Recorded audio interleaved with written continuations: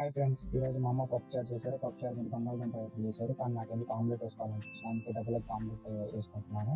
కొంచెం పైనుంచి కొంచెం సాల్ట్ వేసుకొని దాంతో పాటు కొంచెం గరం మసాలా వేసుకుంటే ఇంకా బాగుంటుంది. దాంతోపాటు కొంచెం కావాల్సిన వాళ్ళు కొంచెం కారం వేసుకోండి. పైనుంచి వేసుకున్నాక కొంచెం కాలినాక తిప్పేయండి. అటు తిప్పినాక తీసుకొని వచ్చి అన్నం ఉన్న ప్లేట్లో వేసుకోవడమే. రెడీగా ఉంది ఆమ్లెట్, బంగాళదుంప ఫ్రై, అన్నము, పప్పుచారు. సో ఫస్ట్ మనం పప్పుచారు వేసుకున్నామా, అన్నం కలిపేసుకున్నామా, ఫస్ట్ ముద్దకి కొంచెం ఆమ్లెట్ తెంచుకొని వేసుకొని ఒక ముద్ద వేసుకుంటే సరిగ్గా ఉంది. అట్లానే తినేయాలి. దాని తర్వాత రెండు బంగాళదుంపలు ఫ్రై చేసుకొని దాంట్లో కూడా ఒక ముద్ద తింటే ఇది కూడా సరిగ్గా ఉంది. సూపర్ ఉంది ఇది కూడా. తర్వాత మొత్తం ఊడ్చి తినేయాలన్నమాట. లాస్ట్లో పెరుగన్నం కూడా కలిపేసుకున్నాము. పెరుగన్నం సైడ్ డిష్ అది చిటికేస్తే ఆలు ఫ్రై వచ్చేసింది. ఆలు ఫ్రై రెండు ముక్కలు మళ్ళీ వేసుకొని ఒక ముద్ద వేసుకొని తింటే ఇది కూడా బాగుంది సైడ్ డిష్కి. సో ఇంకంతా అట్లా తింటా ఉంటే ఎంతసేపు వస్తుంది. కానీ మీరు కూడా వెళ్ళేసి లైక్, షేర్, ఫాలో కొట్టడం మర్చిపోకండి.